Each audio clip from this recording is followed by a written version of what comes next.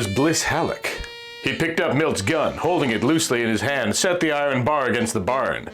His lips parted in a triumphant grin. "You're Milt Clark, aren't you? Work at Pringle's garage.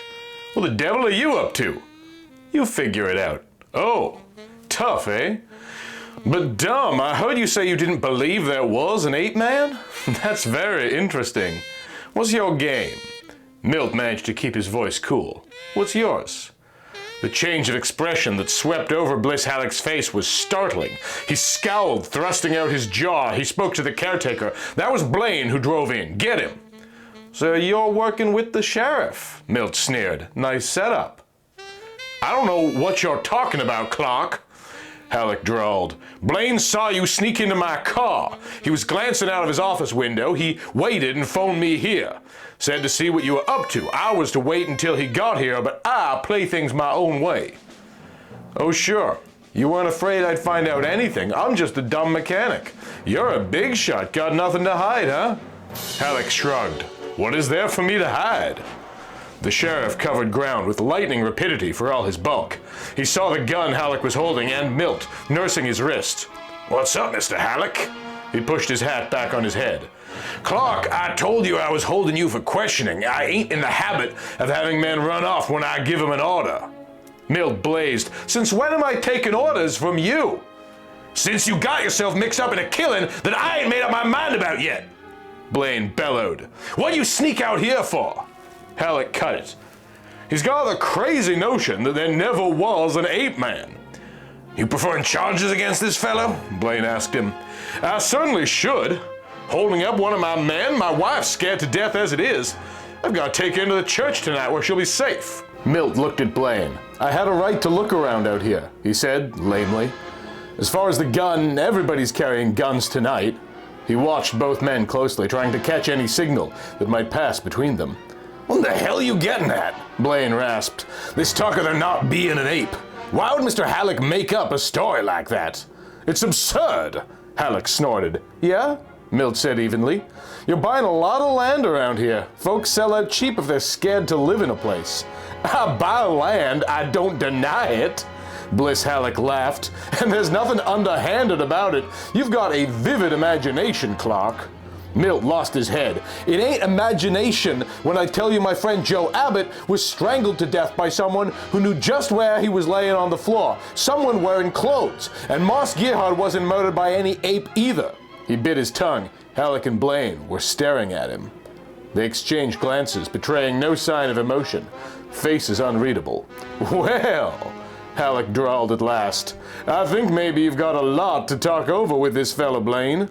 He sounds like a private detective." "Sure enough," Blaine agreed softly. "He's just brimful of ideas." He took the gun from Halleck and trained it on Milt. Milt stiffened. They were in it together. He stared down the revolver muzzle, trying to gauge the tightening of Blaine's pudgy fingers around the trigger. This would be an ideal spot ought to get rid of him. Forever. Halleck stepped back hurriedly. "I've got to take my wife to the church. Do as you like with this here character, Blaine." Blaine and Milt eyed each other. Desperately, Milt wondered if he could whip out the revolver still tucked inside his shirt. For some reason, no one seemed to remember he had it. But the act would be suicidal. He held his breath, tensing his muscles, feeling the sweat rolling down his ribs. "Won't do you any good to get rid of me. Someone else knows you killed Moss Gerhard, Blaine. I told someone else." It was a long chance, a shot in the dark, but it seemed to take effect. The gun lowered. Blaine's head jutted forward. "You're one of these here fast thinkers, eh? Playing detective, like Halleck said. I think you're right about Abbott being murdered. But just how do you figure it about Moss?" "You run him through with the pitchfork, maybe in the edge of the woods back of Slater's. Then, trying to make it look like something did it, you propped Moss up and pounded the pitchfork into the tree. I don't know what you used to pound with, maybe a hammer or a big piece of wood out of Slater's shed. Then, because the marks were plain on the end of the handle, you used your jackknife to smooth it up." Blaine opened and closed his mouth, ran one hand over his bristly jaw, staring oddly. "Where in the hell do you dig up all these ideas?" He toyed with the revolver in his hand. "Why do you think I done it?" I saw you whittling with that knife you always carry on a thong. The thong's missing. I figure a man would have to reach up pretty high to carve the end of the pitchfork handle at the angle it was in the tree. We couldn't dish water, Blaine snorted, slapping his thigh. I got tired of using that thong and threw it in the drawer of my desk at the office this morning. Yeah? You got tired of a long-standing habit on the right day, didn't you?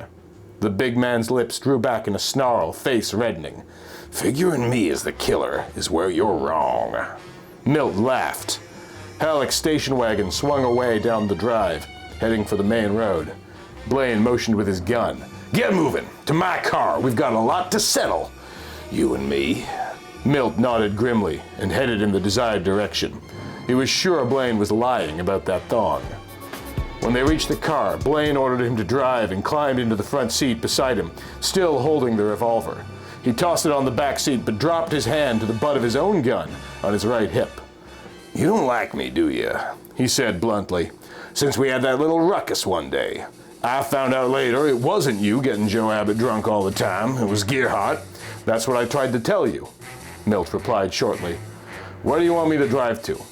Head for town. Down back of Slater's where Moss was stuck to the tree. Milt looked at him sharply. He headed the car down the drive past the house and turned in the direction of town. He sat straight, trying to keep the gun inside his waistband from bulging out the front of his shirt. Drive fast, Blaine ordered. He drew his revolver and held it on his lap, turning half around to face Milt. Then he said slowly, as if thinking out loud, You could have killed Joe Abbott easy. Milt stared straight ahead, lips pressed tight. You got a nasty crack on the head there. Most likely he did it trying to fend you off. And you got such a neat explanation of the way Gerhard was done in too. I was at the garage all day, Milt flared, and I'm ready to prove it. Sure, I already found that out. Checking on me, huh? Blaine chuckled. You see, I don't like you either. Milt digested this in silence, watching the speedometer creep over the 55 mark. If you think I accuse you of murdering Gerhard just because I don't like you, you're wrong, Blaine. You're a fool then. A lot of knives besides my pocket knife could have been used to whittle the end of that pitchfork handle. But there is something you're overlooking.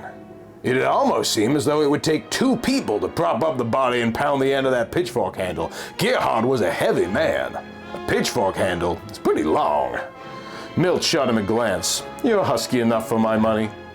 Blaine chuckled again, but without merriment. We'll take a look in Slater's shed and see if you're right about that hammer or something laying around that could be used to pound with. And remember, this gun of mine goes off real easy. I bet. All you gotta do is say you accused me of murdering Joe Abbott and that I tried to get away from you, huh? That's right, smart guy. Milt started to swing down Cypress Creek's one main street. Take the back way, Blaine snapped, and slow down. I ain't hankering for attention. The car's lights cut a swath through the darkness as they pulled up on the edge of Slater's lot. Shut her off and climb out, Blaine ordered. You know where I want to go. Get moving. Slater's big house was empty and dark, probably all of the church. Something moved beside the porch. It caught Milt's eye, and he hesitated. Was it a dark, furry shape, vanishing around the side? The hair on his head stirred as if an unseen hand pawed over it, and he battled this feeling away. Surely his eyes were deceiving him. There wasn't any ape. Blaine evidently hadn't noticed a thing. He prodded Milt's back with the revolver, a flashlight in his other hand. They tramped through the night, with Blaine guardedly shooting little spurts of light ahead, turning it off quickly each time. They went down that sharply slanting hill, and the air grew moist and cool. Well, the plot certainly is thickening. What do you think is going on? Is there even a gorilla? Is there something sinister going on? We'll find out soon, but in the meantime, thank you to all of my incredible Patreon supporters, particularly Andre D, Break System BSE, Michael Fattori, Zachary Snowden-Smith, and Zana Zira. Also, I'm going to be at Fan Expo Toronto this month on Saturday the 24th.